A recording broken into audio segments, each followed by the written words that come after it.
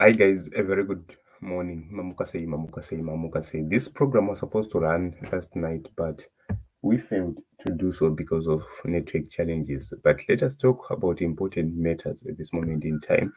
So we are talking about SADC's next step on Zimbabwe to make sure that they resolve the conflict which is in Zimbabwe at this moment in time. So a lot of people are asking, where is SADC? What is SADC doing at this moment in time? And we have that role to actually come with the much needed answers and talk about the protocols of SADC. Zvinombofamba sei SADC, so that a lot of people would understand and do not fall for the propaganda of ZANU-PF. So at this moment in time, we have all these heads of states which are listed here. We have them. These are the heads of state of the governments which are part of SADC. So you can actually see that there is something very important. Pavari kunyora this protocol on politics and defense and security. There's something which they say, recognizing and reaffirming the principles of strict respect for sovereignty, sovereign equality, territorial integrity, political independence, good neighborliness, interdependence, non-aggression, and non-interference in internal affairs of other states. This is what is on the protocol on politics, defense, and security cooperation on the side of SADC. So, when you see Team SADC coming here, they have a mandate to observe the elections as observers. Number two, to give a report regarding those elections. Number three, to make sure that every signatory or every country is committed to to to to the rules and regulations of how elections must be conducted.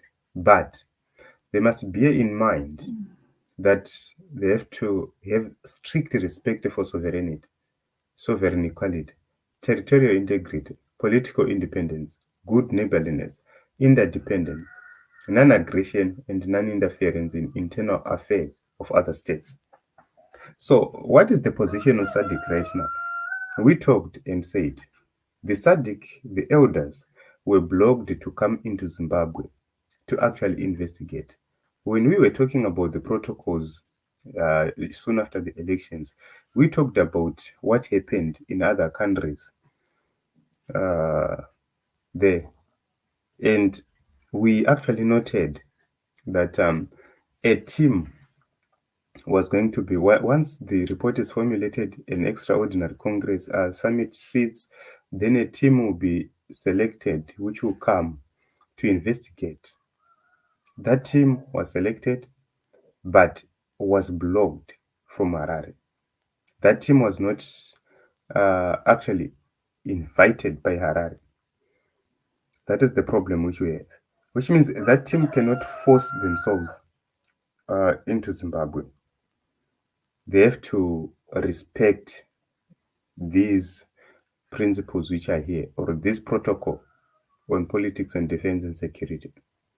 But there are measures which can be taken by SADC to say, okay, we have told you as a government in Harare to accept or to invite these elders who are supposed to come and make some investigations.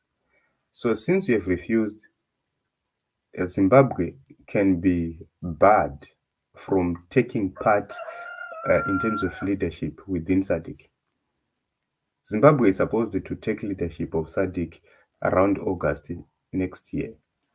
Zimbabwe can be stopped from taking over the leadership or the chairmanship of SADC in 2024. And that chairmanship might be passed to another country simply because of failure to address this issue. Secondly, if the regime in Harare finds itself in trouble, they cannot run to SADC and say, come and see what is happening here. SADC will simply tell them to resolve the mess without involving them. What SADC would normally do is to just make sure that there is maintenance of peace and the safety of citizens is guaranteed. That is what SADC would actually guarantee at this moment in time, and nothing else. So, for those who are saying otherwise, at this moment in time, I do not believe that there is need for the people of Zimbabwe to panic, because protocol is protocol. SADC is in disagreement with the elections in Zimbabwe. If Nelson Chamisa today says the elections were free and fair, SADC will say it's okay, we move forward. That is the reason why they are recognizing President Emerson Mnangagwa as a president. But based on the report which they have, they know for sure that there is something which must be resolved in Zimbabwe, because the President Nelson Chamisa is still in disagreement, which means without President Nelson Chamisa's blessings, the government of President Mnangagwa is going to find it difficult to be wholly accepted within the SADC region. So there are certain things which they cannot do because of all those things, or because of such a position. So a lot of people were asking, I made a decision to come and respond to you to say, there is protocol. That is the reason why it seems as if SADC is delaying. No, they're not delaying, but it's because of this protocol which is there, which they must actually adhere to according to the rules and regulations which govern SADC. So it's something which cannot be overlooked. It's something which must be actually committed to. So SADC is convinced that peace, security, and strong political relations are critical factors in creating a conducive environment for regional cooperation and integration. So they are convinced that the organ constitutes an appropriate institutional framework by which member states could coordinate policies and activities in the area of politics, defense, and security. And they are determined to achieve solidarity, peace, and security in the region through close cooperation on matters of politics, defense, and security. So there is need for cooperation from the Zimbabwean side. But you would see SADC intervening in case there is an armed conflict which happens.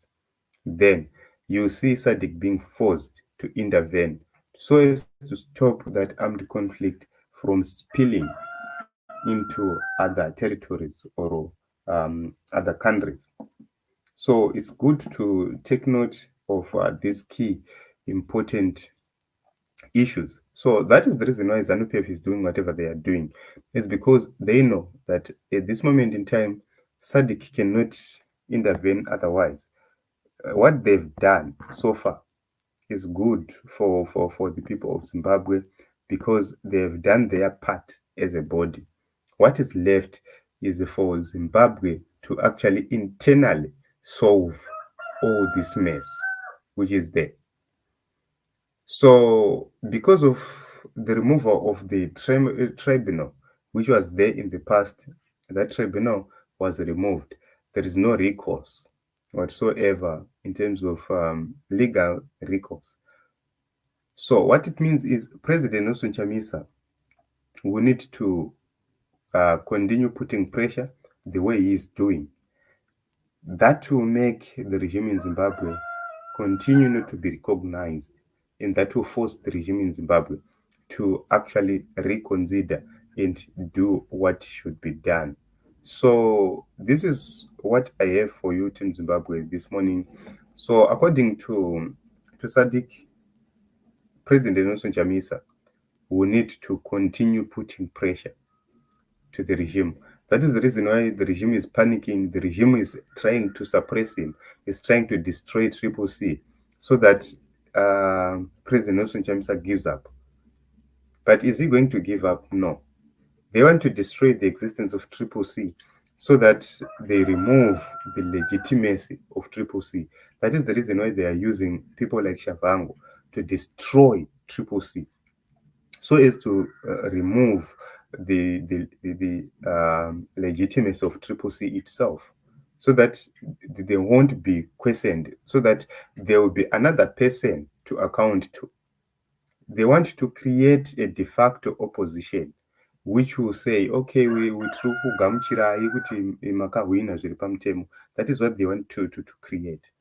And they will not win such a battle. That is the reason why President Chamisa is not panicking and is not rushing things,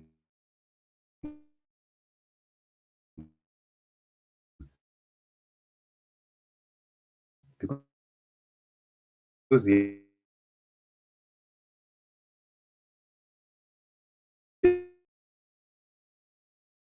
understands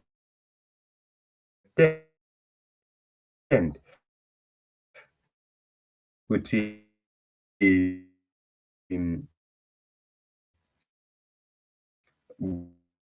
these things will be resolved.